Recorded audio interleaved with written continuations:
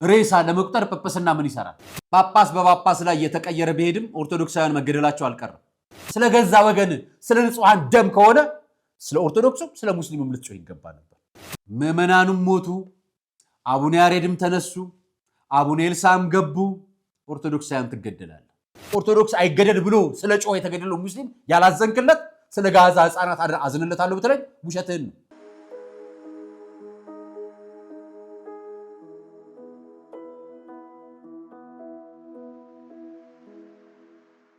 ሰላም ጤና ይስጥልኝ ውድ የቃል ቀርን ሚዲያ ቤተሰቦቻችን እንደምን አላችሁ? በያላችሁበት ሰዓት አቆጣጠር እንዳላችሁበት ሁኔታ ሰላማችሁ ብዝት ይበል ማለት ፈልጋለሁ። ወንድም እህቶቼ፣ ታላቅ ታናሾቼ እንደየእድሜያችሁና እንደየክብራችሁ መጠን ሰላማችሁ ይብዛ። ታሞ የተኙ በሆስፒታል ያሉ በጸበል ስፍራ የሚገኙ በስደትና በእስር ቤት በመከራ ውስጥ የሚገኙ ወገኖቻችን በሙሉ እግዚአብሔር ያስብልን፣ ከክፉ ነገር በሙሉ ይጠብቅልን። ዛሬ ቅዱስ ገብርኤል አይደለም? እንኳን ለቅዱስ ገብርኤል ወርሃዊ በዓል አደረሳችሁ። ቅዱስ ገብርኤል ድረስላችሁ፣ ይጠብቃችሁ፣ ከክፉ ነገር በሙሉ ያርቃችሁ። ስደት ላይ ያላችሁ ችግርና መከራ ውስጥ የምትገኙ ቅዱስ ገብርኤልን ጠርታችሁ ከክፉ ነገር በሙሉ እግዚአብሔር በምሕረቱ በረድኤቱ ይጎብኛችሁ፣ ቅዱስ መልአኩን ይላክላችሁ። ይህን ብዬ ነው ዛሬ መረጃዎችን የምጀምረው። ዛሬ የምጀምረው መረጃ በሐዘን ሞት ያፈናቀላቸው ጳጳስና በሞት የተሾሙት ጳጳስ ዛሬም በክርስቲያን ደም ላይ ቁጭ ብለዋል። እሱን የምናየው ይሆናል፣ አብረን የምንነጋገርበት ይሆናል። ሌላኛው መረጃ የማቀርብላችሁ አድዋን በተመለከተ አንድ የወጣ መረጃ አለ። እሱን አጋራችኋለሁ። የካቲት አይደል ወሩ? የአዲስ አበባ ወጣቶች ከአየር ጤና፣ ከየካ፣ ከካራ ቆሬ፣ ከአቃቂ ቃሊቲ፣ ከሰሜን ማዘጋጃ፣ ከፈረንሳይ ለጋሲዮን፣ ከልደታ፣ ከቄራ፣ ከጎተራ፣ ከቦሌ፣ ከ22 ከመገናኛ፣ ከፒያሳ ተሰብስበን የምናከብርበትን በዓል አዲስ መረጃ ወጣ። ስለሱ ነግራችኋል። ሌላኛው መረጃ ደግሞ የአህመዲን ጀበል ዘመቻን አመጣላችኋል። የይቅርታውን ዘመቻ ደግሞ ይዤላችሁ መጥቻለሁ። አብራችሁ ስትቆዩ ሌሎችን መረጃዎች ይዤላችሁ መጥቻለሁ። ሁሉንም ትሰሙታላችሁ። አርአያ መካሻ ነኝ። ይህ የቃል ቀርን ሚዲያ ነው። መረጃዎቻችን ለብዙ ኦርቶዶክሳውያንና ኢትዮጵያውያን እንዲደርስ ሼር በማድረግ በቅድሚያ ሰብስክራይብ እና ላይክ በማድረግ እንዲሁም በኮመንት ሐሳባችሁን በመግለጽ አብራችሁ እንድትሆኑ ጋብዛችኋለሁ። ከመሸጋገሪያ በኋላ እንገናኝ።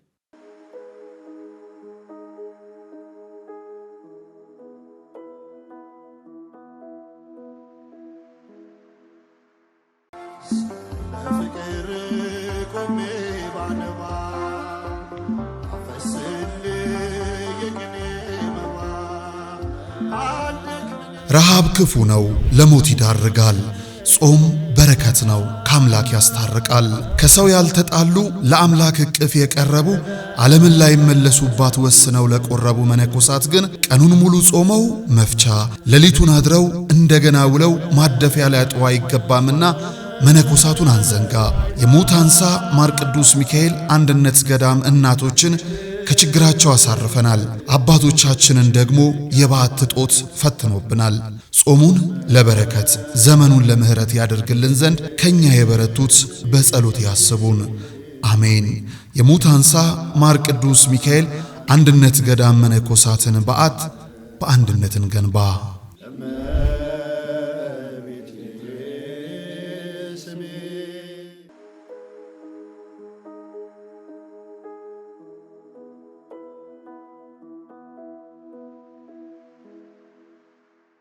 እንዴት እናልቅስ?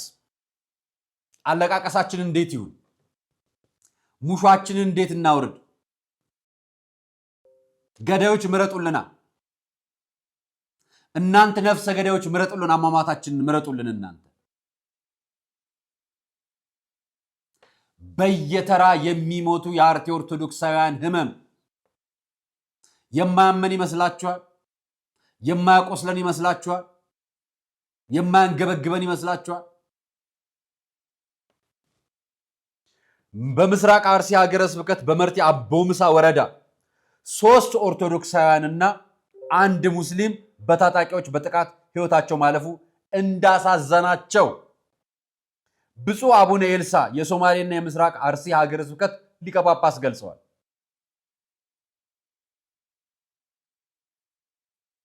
ሶስት ኦርቶዶክሳውያን የተገደሉት ኦርቶዶክሳዊ በመሆናቸው፣ አንደኛው ሙስሊም የተገደለው ለምን ትገድሏቸዋላችሁ ብለው ለኦርቶዶክሳውያንን ለማዳን ታጣቂዎችን ስለተናገሯቸው።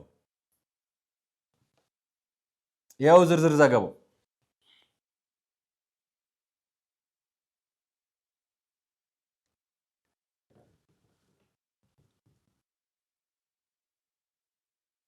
አፈር እየለበሰ ጳጳስ በጳጳስ ላይ እየተቀየረ ቢሄድም ኦርቶዶክሳውያን መገደላቸው አልቀረም። ለምን እንሞታለን አንላችሁ። ገዳዮቻችን እንኳን ደስ ያላችሁ። የኛ አጀንዳ ጋዛ ላይ ነው። የኛ አጀንዳ እንግዳ መቀበል ላይ ነው። የኛ አጀንዳ አድዋ ላይ ነው። እንኳን ደስ ያላችሁ። የኛ አጀንዳ የሰሞኑ የምርጫ የፓርቲዎች የምርጫ ክርክር ነው። ኦርቶዶክሳውያን ግን ይታረዳሉ። በመኖሪያ ቤታቸው ከብትና ንብረት እህል ጎተራ ባላቸው ስፍራ ላይ ይታረዳሉ። ከብቶቻቸው ይነዳሉ። እህላቸው ይቀጠላል። ማሳቸው ይወድማል። ተመዳቢ ገዳዮች ናቸው። ያንን መሬት የሚወርሱ ተመዳቢ ገዳዮች። ከዚህ በፊት ደጋግሜ ፕሮግራም ሰርቼላችሁ ነግራችሁም አውቃለሁ። እያለቀስኩ አልነግራችሁም፣ እየተቆጣውም አልነግራችሁ። ወደኋላ ግን መለስ ብላችሁ እንድታዩ ትፈልጋለሁ። ብፁዕ አቡነ ኤልሳ ከመመደባቸው ከአንድ ወር በፊት ብፁዕ አቡነ ኤልሳ ሊመደቡ እንደሚችሉ ጉዳዩ ምን እንደሆነ የአካባቢው ተወላጅ እንደሆኑ የአርሲ አካባቢ ተወላጅ እንደሆኑ ከ9 ከተሾሙ የጥር ጳጳሳት መካከል እሳቸው አንዱ እንደሆኑ እዛ ያሉ ምዕመናን አርሲ ላይ ያሉ የሚገኙ በብሔር የሚናገሩና በቋንቋ ስም የሚጠይቁ ምዕመናን ጳጳሳችን ብፁዕ አቡነ ያሬድ ይውረዱልን የሚል ሰልፍ ዘመቻ በሌላኛው በኩል እንደተከፈቱ፣ በሌላኛው በኩል ደግሞ ኦርቶዶክሳውያን የሆኑ ኢትዮጵያን እንደሚገደሉ ብፁዕ አቡነ ያሬድ ቦታ ብፁዕ አቡነ ኤልሳ ሊመደቡ እንደሚችሉ ስጋታችን አስቀምጠን ነበር። የተናገርነው የውሸት አይደለም። የውሸት ቢሆን እኮ ይሻላል።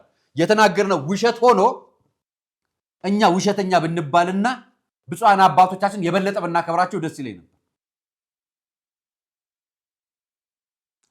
ምዕመናኑም ሞቱ፣ አቡነ ያሬድም ተነሱ፣ አቡነ ኤልሳም ገቡ። ኦርቶዶክሳውያን ትገደላለ። ይሄ ማህበረ ቅዱሳን ሚዲያ መረጃ አንብቡት ገብታችሁ። ማህበራዊ ስር ገጻቸውን ላይክ፣ ሰብስክራይብ አድርጉ። የኢትዮጵያ ኦርቶዶክስ ተዋሕዶ ቤተክርስቲያን የመገናኛ ብዙሃን አገልግሎትን ፌስቡክም ዩቲዩብም ተከታተሉ። ሂዱና ገብና ሰብስክራይብ አድርጉ። ስሟቸው፣ መረጃውን ይደርሳችሁ አድርጉ። በቤተ ክርስቲያን ገጽ ነው 3 ኦርቶዶክሳውያን እንደተገደሉና ብፁዕ አቡነ ኤልሳ እንዳዘኑ የገለጹት። ብፁዕ አቡነ ኤልሳ የተሾሙ ሰሞን የምስራቅ አርሲ የመንግስት ባለስልጣናት አይቲ ካድሬዎች፣ ከፍተኛ ኃላፊዎች፣ የደህንነት ባለሙያዎች፣ ተመዋቅራት የምንላቸው አብረዋቸው አቀባበል ተደርጎላቸው ምዕመኖች ወጥተው አሰላ ላይ አቀባበል አድርገውላቸው ጉዞ አድርገው ገጠር ለገጠር ሄደው የሆነ ደብር ላይ ሲሰብኩም ሲያወድሱም ሲወደሱም አይተናል። ጳጳስ ተወድሶ ምዕመን ከሞተ ምን ትርጉም አለው? ውዳሴ ከንቱ ምን ያደርግላችኋል? መወደስ ምን ይጠቅማችኋል? ተወደሳችሁ የት ደረሳችሁ? ተሞገሳችሁ የት ደረሳችሁ? ክቡራን ተባላችሁ የት ደረሳችሁ? የትኛውን ምዕመን አተረፋችሁት? አባትነታችሁ የሐዘን መግለጫ ለማውጣት ነው ወይ? ምዕመኖቻችሁን ለማትረፍ ቤተክርስቲያንን ለመክፈት ደጇን የምዕመንን ደጆች ለማድረግ ስብከት ለመስበክ ወንጌል ለማቆም እንጂ ሬሳ ለመቁጠር ጵጵስና ምን ይሰራል?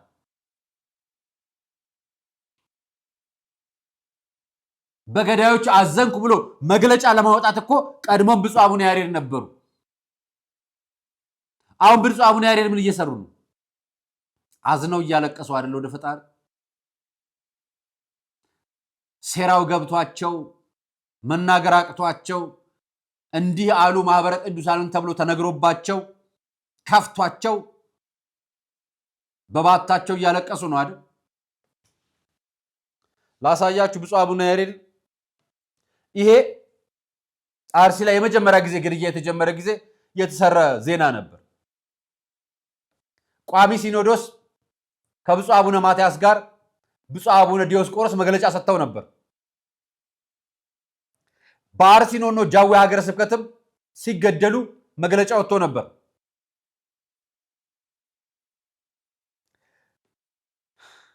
የማያበራው የሰቆ የኦርቶዶክሳውያን ቄራ የሆነችው ምስራቅ አርሲ የሬሳ ቄራ ሆነች። የሰው የሬሳ ቄራ ሆነች እኮ አርሲ። በየቀኑ ሰው ይሞቱባታል። የሐዘን መግለጫ የሚያወጡ አባቶች አሉን።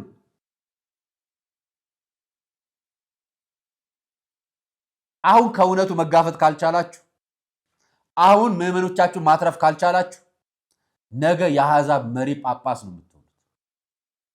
አሕዛብን የሚመራ መሪ ጳጳስ ብትሆኑ ምዕመኑ የማይታዘዛችሁ፣ አምልኮታችሁን የማይከተል ጵጵስናችሁ የተሻረ ባዶ ምዕመን ነው የምትሆኑት። ምዕመን የሌለው ጳጳስ ምን ይሰራል? ህዝብ የሌለው መንግስትስ ምን ይሰራል? ልክ እንደዛ እናንተ ምዕመን የሌለው ጳጳስ ለመሆን ምዕመኖቻችሁን እያስጨፈጨፋችሁ ነው። ይኸው የሬሳ አይነቱ፣ ይኸው የሞተው ብዛት። ስንቱን ሟች እንቁጠርላችሁ። ለሞቱት ነፍስ ይማር፣ ነፍሳቸውን በአጸደ ገነት ያኑርልን። ላሉት ግን አሁን ካለው ትኩረት በላይ ትኩረት፣ ይሄ የመግለጫ ትኩረት፣ ስራ የሌለው ተግባር የሌለው ትኩረት አንፈልግም። በቃ እኛ ጳጳሶቻችን ላይ አናምጽም፣ አምፀንም አናቅ። ስህተት ግን ነግራችኋለን። ስህተት ከሆነ ስህተት ነው። የኦርቶዶክሳውያን ግድያን እየወጣችሁ በመግለጫ ብቻ የምታጅቡ ከሆነ እንወቅሳችኋለን። እኔም ወቅሳችሁ በመጽሐፍ ቅዱስ፣ እያንዳንዱ ኦርቶዶክሳዊ የሚወቅሳችሁ በዚህ መጽሐፍ ቅዱስ። ይሄ መጽሐፍ ቅዱስ ምን ይላል ትመስላችሁ? ትንቢተ ሕዝቅኤል ምዕራፍ 33 ከቁጥር 8 ጀምሮ ያለውን እኔም እናንተም አብረን እናነባለን። በተለይ ጵጵስና ቤተ ክህነት ውስጥ መንፈሳዊ ቋንቋዎችን ወይ ደግሞ መንፈሳዊ ቃላቶችን ብዙ ያልተማርን፣ ይቺ የዓለመ ሥጋ ጉዳይ ካህናቶቻችን ቤተ ክህነታችን ይዞት መከራችን ለምናይ ለእኛ ለምእመኖች ይቺ ቃል ታስፈልገናለች። መውቀስ መብታችን እንደሆነ ላሳያችሁ። መቼም ሲገደሉ ዝም ማለት ኃጢአት ነው አይደለም? ትንቢተ ሕዝቅኤል ምዕራፍ 33 ከቁጥር 8 ያለውን የማነብላችሁ፣ እንዲሁ ከቁጥር 7 ጀምሮ ያለውን ልጀምርላችሁ። አንተም የሰው ልጅ ሆይ ለእስራኤል ቤት ጉበኛ አድርጌሃለሁ። ካፌ ቃሌን ስማ፣ ከኔም ዘንድ አስጠንቅቃቸው። ኃጢአተኛውን ኃጢአተኛ ሆይ በእርግጥ ትሞታለህ ባልኩ ጊዜ ኃጢአተኛውን ከክፉ መንገዱ ታስጠነቅቅ ዘንድ ባትናገር ነው የሚለው። ባትናገር ያ ኃጢአተኛ በኃጢአቱ ይሞታል፣ ደሙን ግን ከእጅህ እፈልጋለሁ። ነገር ግን ከመንገዱ ይመለስ ዘንድ ኃጢአተኛውን ብታስጠነቅቀው እርሱም ከመንገዱ ባይመለስ በኃጢአቱ ይሞታል፣ አንተ ግን ነፍስን ታድናለህ። እኛ የምንናገረው ነፍሳችን ልናድን። እኛ ጵጵስናችሁ በጎቻችሁን ያለመጠበቅ አባትነት ከሆነ የምንነግራችሁ ከኃጢአት ለመዳን ነው። ጥፋት የምትፈጽሙ ካህናት፣ ጥፋት የምትፈጽሙ ጳጳሳት የጵጵስና ስህተት አይደለም። ይሄ በሚሞተው ምዕመኖቻችሁ የመሳለቅ ስህተት ነው። በእግዚአብሔር በጎች ላይ የመሳለቅ ስህተት ነው። ጥፋታችሁን ባንናገር እኛ ከደሙ ንጹህ ነን ማለት እንፈልጋለን። እጃችን ከደሙ ንጹህ ነው። አሁን ገዳዮችን ወደ እናንተ እያቀበልን ሰተናል። በጳጳስ ምክንያት ነው ብላችሁ ብፁዕ አቡነ ያሬድን አነሳችሁልን። በጳጳስ ምክንያት ደግሞ አሁን እየሞቱ ነው። ጳጳስ በመሾም ገዳዮችን አታቋርጣችሁ። ምዕመኖቻችሁን የምታተርፉት ምዕመኖቻችሁን በመያዝ በመጠበቅ ችግሩን በመለየት እውነቱን ፊት ለፊት በመጋፈጥ የጸጥታ አካላትንም ሆነ ምዕመኖቻችሁን በማዘጋጀት ጭምር። መንፈሳዊ ዝግጅት ይዘጋጁ። ችግሮቻቸውን በአደባባይ የእውነት ይናገሩ እንጂ ስለተደበቀ እውነት ይድናል ማለት አይደለም። እውነት በእግዚአብሔር ዘንድ ነው ያለችው። እኛ ከደሙ ንጹህ ልንሆን ስለሚገደሉ ምዕመናን እንጮሃለን፣ ስለ ኃጢአቱ ምን እናገራለን። አባትነታችሁን አልጠበቃችሁም ብለን እንናገራለን። ከደሙ ንጹህ እንደ ጲላጦስ እንታጠባለን። ኦርቶዶክሳውያን ወጣትም ምዕመንም ከደሙ ንጹህ ይታጠባል። የተናገረው ማለት ነው። ያልተናገረውና ከናንተ ጋር የሚከተለውና የሚያጅባችሁን እሱ ከናንተ ጋር አብሮ ቢያብር፣ እኛ ግን በሚሞቱ ንጹሃን ኦርቶዶክሳውያን ደም እጃችን ንጹህ፣ ማንም እንዲሞት አንፈልግ። የእናንተ ነው ኃላፊነት። ሌላኛው መረጃ የአድዋን ጉዳይ ላሳያችሁ ነው። የአድዋን ጉዳይ የማሳይበት ምክንያት አለኝ፣ ቀጥሎ ስለማሳያችሁ። አድዋ ለዝቅጠት አይደለም የምናከብረው፣ ለውርደት አይደለም የምናከብረው፣ ተዋርደን አይደለም ያለነው፣ አፍረን አይደለም የቆምነው። ተከብረን አባቶቻችን ሀገራችንን ደማቸውን ከፍለው አጥንታቸውን ከስክሰው ያቆሟት ሀገር፣ ዋጋ የከፈሉባት ሀገር እኔና እናንተ እንድንቀልድባት አይደለም። ኢቲቪ ላይ ይህን ማስታወቂያ አየሁት። አብረን እንየው። የአድዋ አድዋ የዘመን ብስራት እምቅ ካስማ፣ የድል የነጻነት ሸማ፣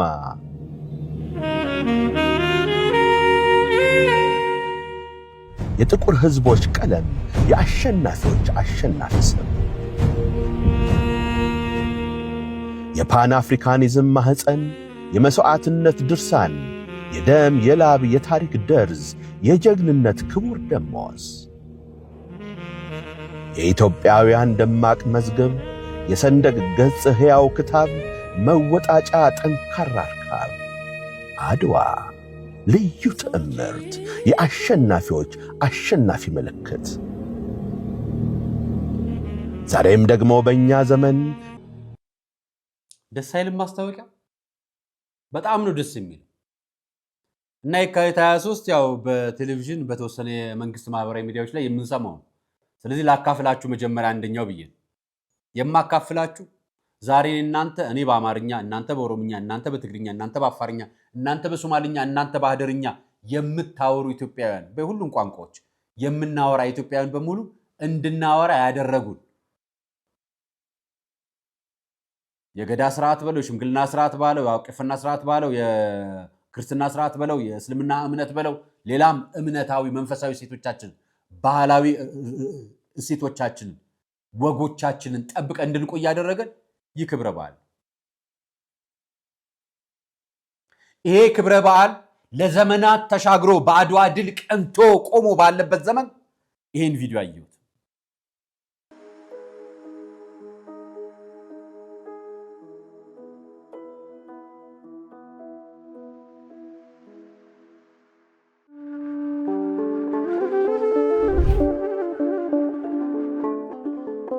በዘመን ብዛት እርጅና ተጫጭኖት በሰው ማጣት መቅደሱ ለፈረሰው ጣጃ አቦአቡዬ ገብረ መንፈስ ቅዱስ ማን ነው ቀድሞ የሚደርሰው? ምድሩ ለምለም ሀገሩ የጀግና ጦርነት ፈተነው እንጂ የማያውቅ ልመና። ዛሬ ግን አዛውንቶቹ ጉልበት ከርቷቸው ወጣቶቹ ግራ ገብቷቸው የአቡዬ ቤተ መቅደስ ሊፈርስ ተቃርቧልና ስለ አቡዬ ብላችሁ የጻድቁን ቤተ መቅደስ እንገንባ።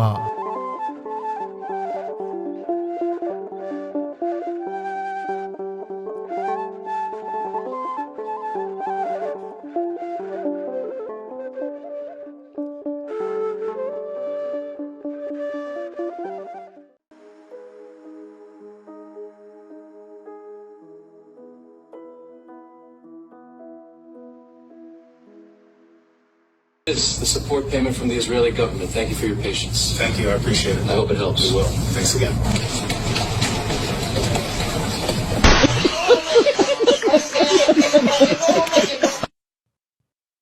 ይሄን ድል በማይበት ዘመን የሆኑ ግሩፖች ተሰብስበው አጀብ ወጀብ ሰርተው እዚህ ኢትዮጵያ ውስጥ ተቀምጠን በአካል ጎዶሎ ለሆነ ወይ ደግሞ ስንኩል ለሆነ የአካል ጎዶሎ የሆነ ወንድማችንን በአደባባይ ሚዲያ ዘመቻ ከፍተው የአእምሮ ስንኩሎች ሆነን ተቀምጠን አብረን አድዋ እናከብራለን። አብረን እኮ ነው አድዋ የምናከብረው።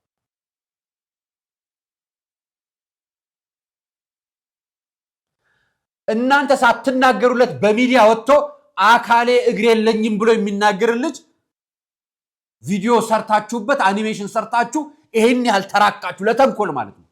ጣሊያን ውስጥ ውሻ ቆሻሻ የሚጥልን ሰው ይሄን ፎቶ አያችሁ?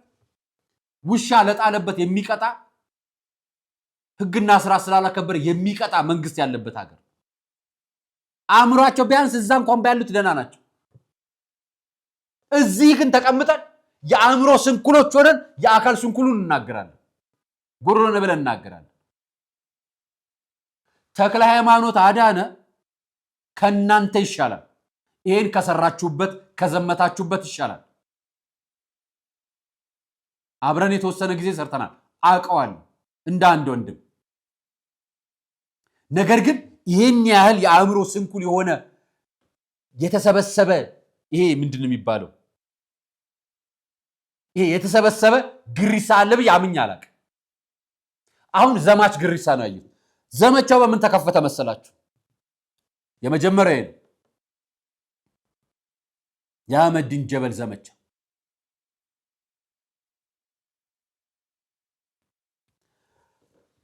አህመዲን ጀበል በኢህአዴግ ጊዜ ለእስልምና እምነት ተከታዮች የመብትና የተሟጋች ሆነው ለረጅም ጊዜ ታሰሩ፣ የታገለ ብዙ ስቃይና መከራ ያየ ማህበራዊ ሚዲያ የዘመተለት ብዙ ሰዎች የጮሁለት አሁን የለውጡ መንግስት ሲመጣ ከእስር ቤት ከተፈቱት መካከል የሆነ እናም ራሳቸውን የእምነቱ ጠበቃና እንትን አድርገው ታሪክን፣ ፍልስፍናን፣ እምነትን ምናምን ነው ለመጻፍ የሚሞክር ትርክት ለመቀየር የሚጥር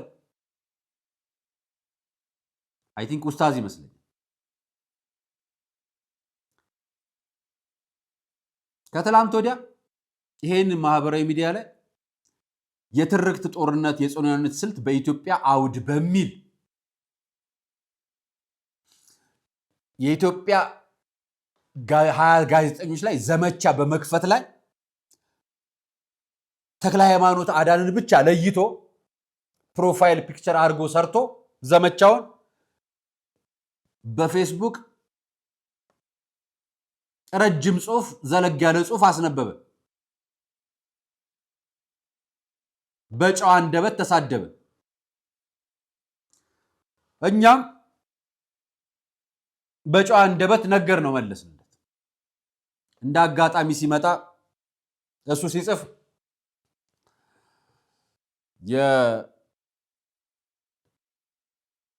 በቅርቡ በአፍሪካ ህብረት ላይ የጣሊያኗ ጠቅላይ ሚኒስትር መጣ ክቡር ጠቅላይ ሚኒስትር አብይ አህመድ ተቀብለዋቸው ሲያነጋግሯቸው ማልኮም ነው የሚባሉት ሴትዮዋ ካልተሳሳትኩ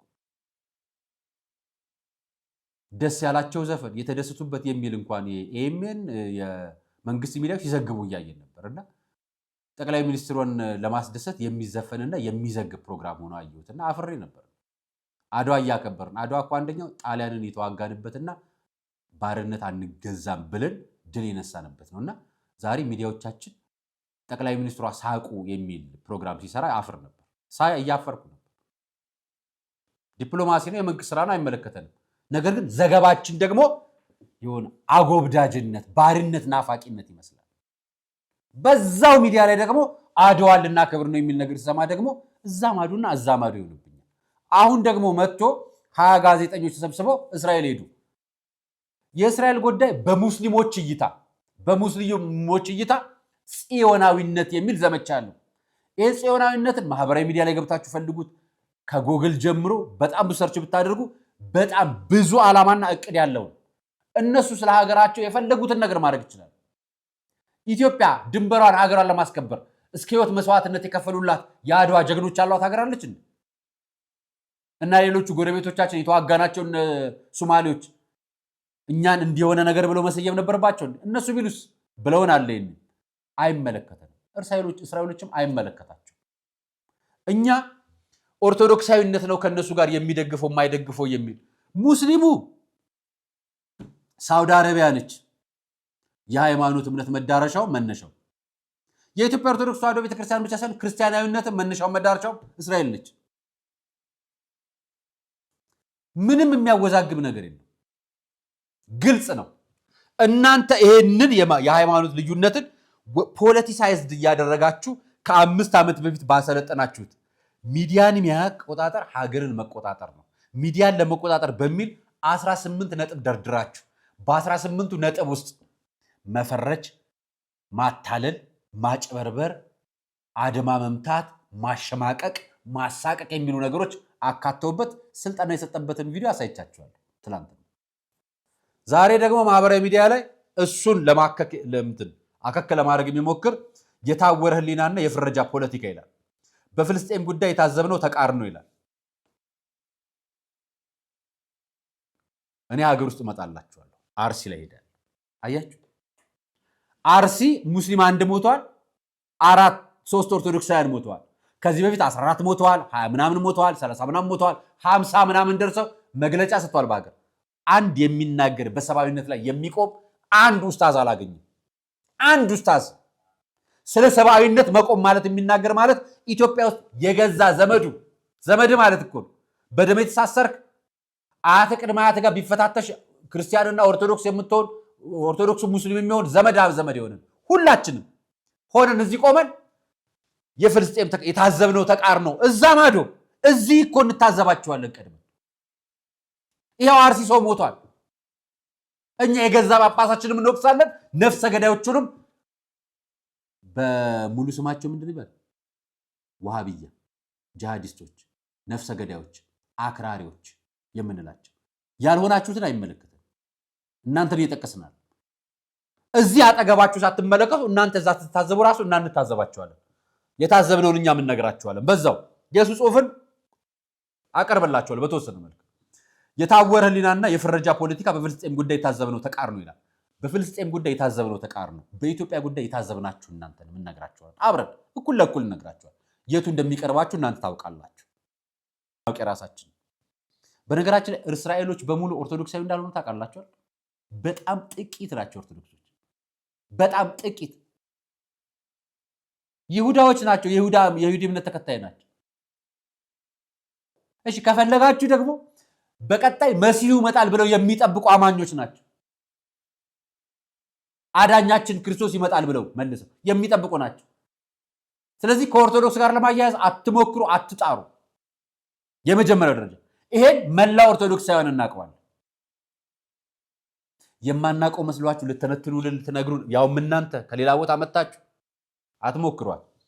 የመቃወም ዜግነት የዜግነት መብት እንጂ ወንጀል አይደለም። ወንጀል ነው፣ ወንጀል ነው። አጠገብ የሚሞተውን ጀማልን፣ አጠገብ የታፈነችውን ከሪማን፣ አጠገብ የተገደለውን ገብረመድን፣ አጠገብ የሞተውን ከድርን ሳትመለከት እዛ ማዶ ተቃውሞ ማሰማት ማለት ወንጀል ነው። ይሄ የህሊና ወንጀል ነው፣ በደል ነው፣ ኃጢአት ነው። አርሲ ላይ አንድ ሙስሊም ሞቶላል፣ ጮሃል ወይ? ኦርቶዶክሳውያን ማጥቃት ነው ዘመቻው። አያችሁ፣ ለዚህ ነው ስልጠናውን ያሳየኋችሁ። ስልጠናው ማኑዋል እነማን እንደሰለጠኑ፣ በስልጠና ውስጥ የትኛው ማህበራዊ ሚዲያ ላይ እንዳሉ፣ እነ ማህበራዊ ሚዲያዎች ታርጌት እንደተደረጉ፣ በዘመቻ ቦይኮት እንዴት እንደሚሰሩ፣ እንዴት እንደሚዘመትባቸው በደንብ ነግራችኋለሁ። ዛሬም እነግራችኋለሁ፣ ነገም እነግራችኋለሁ። የምንነግራችሁ ባለው ነገር አይሩት ልንል ሳይሆን የእነሱን ነገር በሙሉ ዲሌት እያደረገን እውነተኛው መረጃ እየጻፍንላችሁ ስለምንሄድ። ከሁለት ቀናት በፊት የለጠፍኩት ጽሑፍ ዓላማ መንግስት ከማን ጋር ግንኙነት ይኖረውም አይኖረውም ብሎ አቅጣጫ ለመስጠት ወይም አሊያም ስለ መንግስት የሚያትት አልነበረም። የጻፍከው ጽሑፍ ሙስሊሞች የተፈረጁበትን ፍረጃ ክርስቲያን አድርገህ ነው ያተትከው። ምናባዊ እይታ ብለህ የጻፍከው ጽሑፍ፣ ይህም በደንብ እናውቀዋለን። ምናባዊ እይታ የጻፍካቸው ጽሑፎች በሙሉ ክርስቲያናዊ እይታዎችን ሙስሊም የነበሩ እይታዎችን አረብ ሀገር፣ አውሮፓ ምናምን ክርስቲያናዊ ሽብርተኝነትን እንዴት ወደ ሙስሊም ሽብርተኝነት የነበረውን አስተሳሰብ በክርስቲያናዊ ሽብርተኝነት ስም አጀንዳውን ቀይር አቀረብከው። ኢትዮጵያ ውስጥ ሶማሌ ላይ ወደ 30 ምናምን አሸባሪዎች ተይዘዋል። 26ቱ ኢትዮጵያውያን ናቸው፣ 26ቱም የሙስሊም ስም ናቸው። ስለዚህ ጉዳይ ያወራ ሰው ግን የለም። አስቡ፣ አይናገርም ማለት ክርስቲያን ታገኛለች። ከዛ ውስጥ ጂሃዲስቶች ናቸው።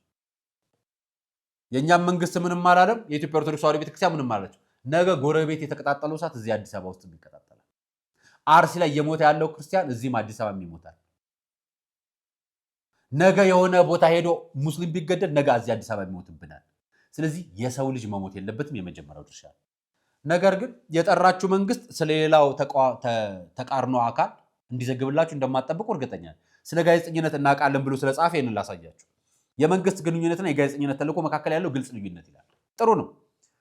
እስራኤል ከእስራኤልም ከሆነ ከፍልስጤም ጋር መንግስት መገናኘት አለበት ይላል። ልክ እንደዚህ ነው የምታዩት።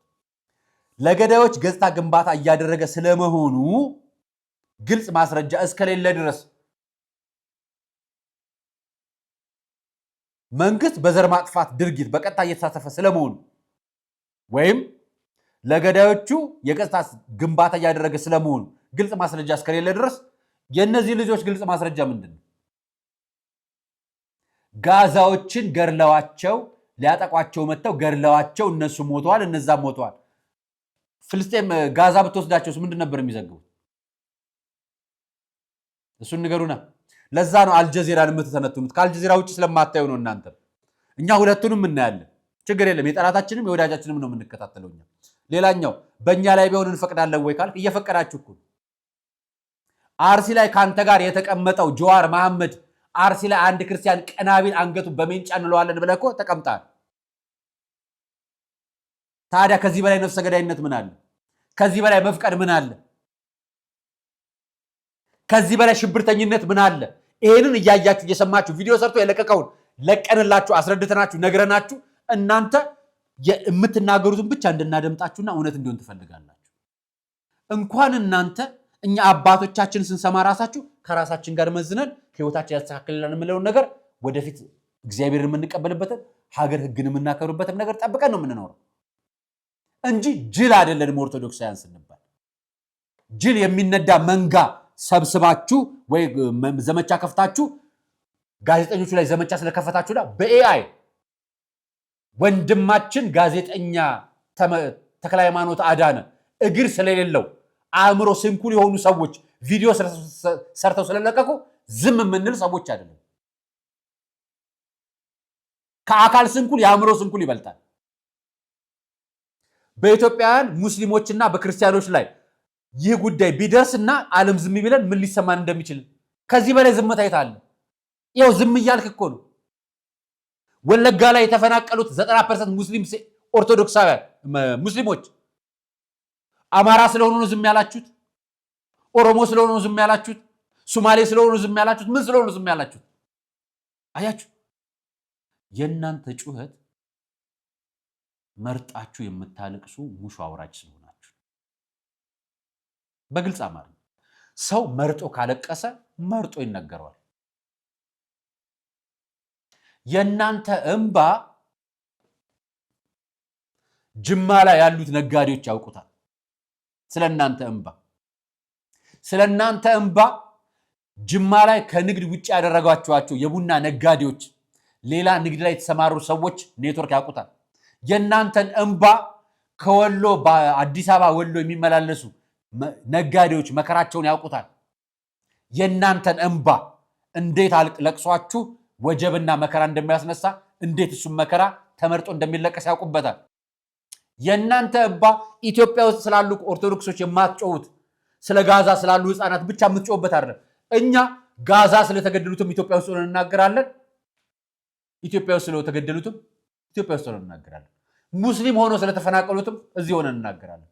አንገት ላይ ክር ስላለ አይደለም፣ ሰብአዊነት ስለሚሰማን ብቻ። ይሄ ነው ኢትዮጵያዊነት እኔማቀው እንጂ ለደጋፊዎች ብለህ ደግሞ ያስከውን ላሳያችሁ። ባለ 5 ነጥብ አስቀምጧል።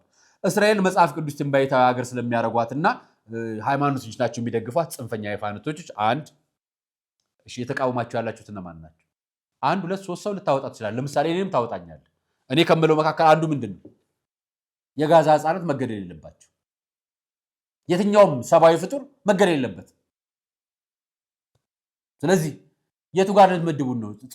ጽንፈኛ ልትሉ አይደል? ይሆንላችሁ። ሁለተኛ ለሙስሊሞች በተለይ ደግሞ በፍልስጤማውያን ላይ የሚዲያ በአርትና በስነ ጽሁፍ የተሰሩ ፕሮፓጋንዳ ስራዎች ምክንያት ተሳስቶ የፈጠረባቸው ጫና እናንተ በአካል ታውቁታላችሁ።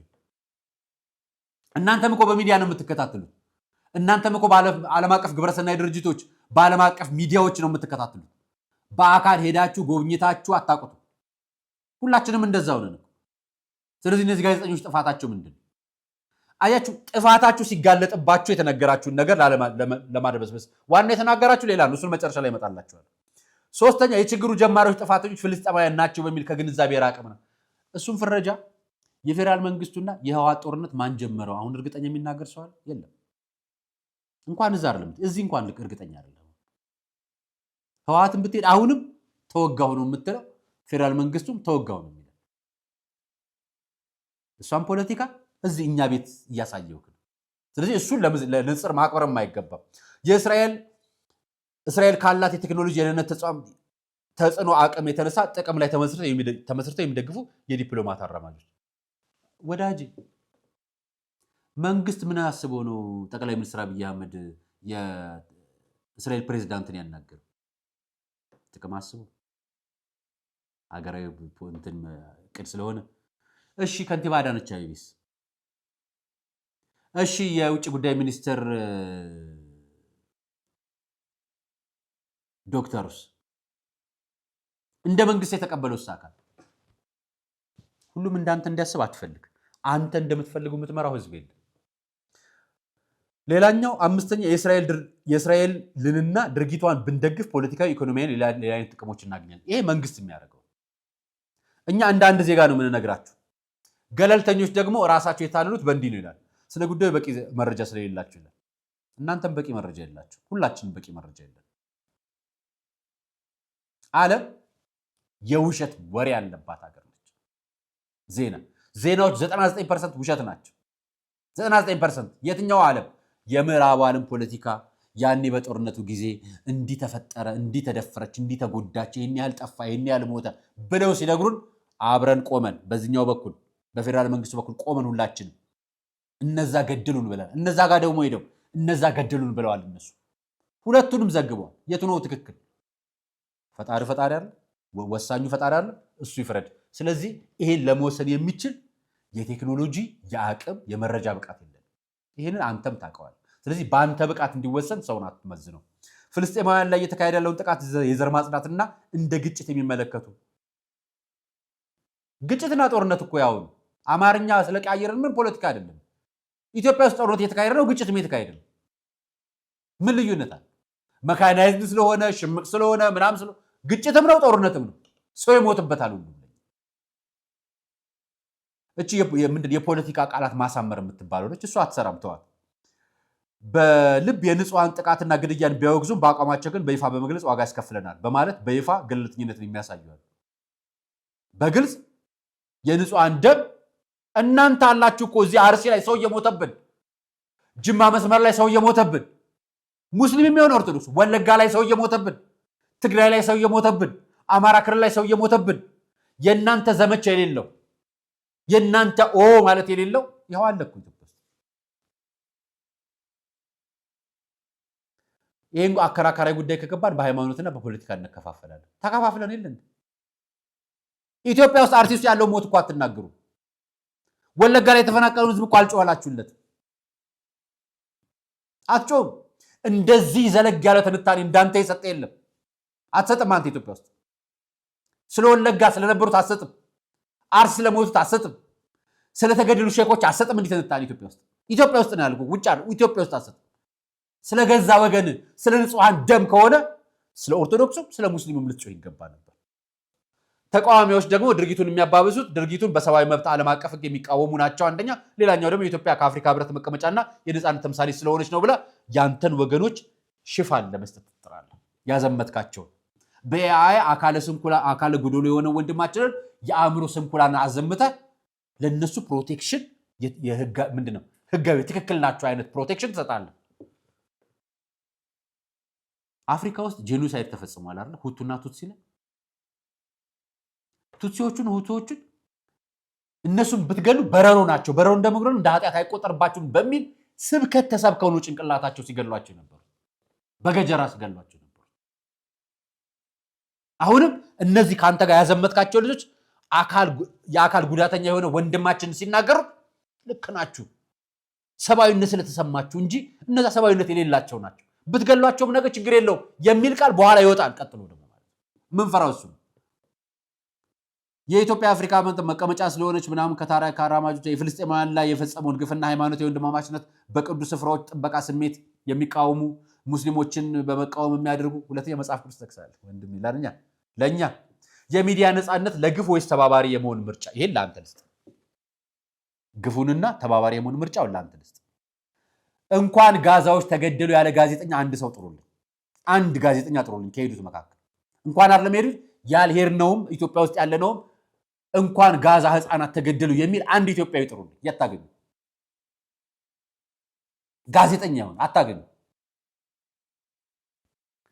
ወገንተኝነትህን በሃይማኖት ሽፋን አድርገህ ያንተን አገላለጽ ግን ይሄ ሲቪላይዝድ አድርገህ ለማቅረብ የምትሞክረውን ነገር ብትቶ ምክንያቱም የናንተ ዘመቻ አደገኛ በጣም አደገኛ አንተ ቀርበን ለጠቅላይ ሚኒስትሩ ከሁሉም ሰው ምክንያቱም የማህበራዊ ጉዳይ አማካሪ ስለሆነ ጠቅላይ ሚኒስትሩን የየለ ስራቸው ውስጥ አንገባም የሚል ጽሁፍ እዚህ ዘለግ ያለው ጽሁፍ እስከታል ትክክል ነው መብት በነገራችን አይገባም የጋዜጠኞችም የየለ ስራዎች ውስጥም አይገባም እሺ ወዳጅ ይሄንን ለምታቀርበው ሐሳብ ነው ይሄንን የምናገር በነገራችን ላይ እውነትን እውነት አድርገን ካልተናገርን በስተቀር እንዲሁ አደበስብሳችሁ አሽሞንሙናችሁ አተመስመስሉ የጋዛ ህፃናት ስለተገደሉ የማያዝን ኢትዮጵያ የለም እንኳን አይደለም ጋዛ ኢትዮጵያ ውስጥ የሚገደሉ እያንዳንዱ ሙስሊም እያንዳንዱ ክርስቲያን እያንዳንዱ በጦርነት የሚያልቀው በጦርነቱ ምክንያት የሚገዳደለው ወገናችንን ልናዝለት ይገባል እዚህ አጠገብ ያለውን አርሲ የተገደለው ሙስሊም ኦርቶዶክስ አይገደል ብሎ ስለ ጮህ የተገደለው ሙስሊም ያላዘንክለት ስለ ጋዛ ህፃናት አዝንለታለሁ ብትለኝ ውሸትህን ነው እዚህ ኢትዮጵያ ውስጥ እኮ ነው የምነግርህ ኦርቶዶክሳውያንን አትግደሏቸው ብሎ የተናገረ አንድ ሙስሊም ለምን ተናገርክ ብለው ስለገደሉት ስለሱ ያልጮህክለት ስለ ጋዛ ህፃናት እንባ ከየት መጣ ይሄን እያለቀሳችሁ ነው የጻፋችሁት እኮ እናንተ አታሽፉ በእናታችሁ የዛሬ ቆይታ ይሄን ይመስላል መልስ በመልስ ነው የምንመታው እያንዳንዱ ገጽ በእያንዳንዱ ገጽ ነው በነገራችን ላይ ዘመቻው የተቀናጀና የተደራጀ በመሆኑ እንደማይተው እናውቃለን ነገ ደግሞ በሌላ አጀንዳ እንመጣላችሁ የዛሬ ቆይታ ይሄን ይመስል ነበር አራያ መካሻ ነበር ፕሮግራሙን አዘጋጅቼ ቀርቦላችሁ ሰናይ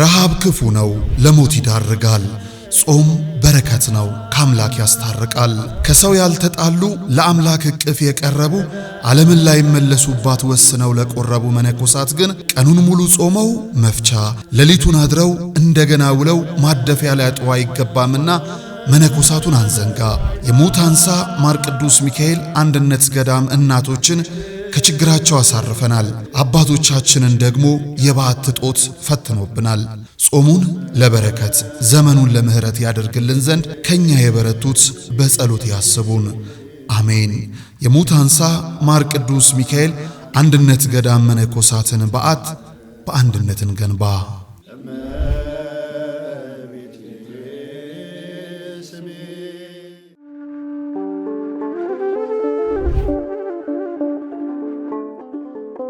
በዘመን ብዛት እርጅና ተጫጭኖት በሰው ማጣት መቅደሱ ለፈረሰው ጣጃ አቧዌ ገብረ መንፈስ ቅዱስ ማን ነው ቀድሞ የሚደርሰው ምድሩ ለምለም ሀገሩ የጀግና ጦርነት ፈተነው እንጂ የማያውቅ ልመና ዛሬ ግን አዛውንቶቹ ጉልበት ከርቷቸው ወጣቶቹ ግራ ገብቷቸው የአቡዬ ቤተ መቅደስ ሊፈርስ ተቃርቧልና ስለ አቡዬ ብላችሁ የጻድቁን ቤተ መቅደስ እንገንባ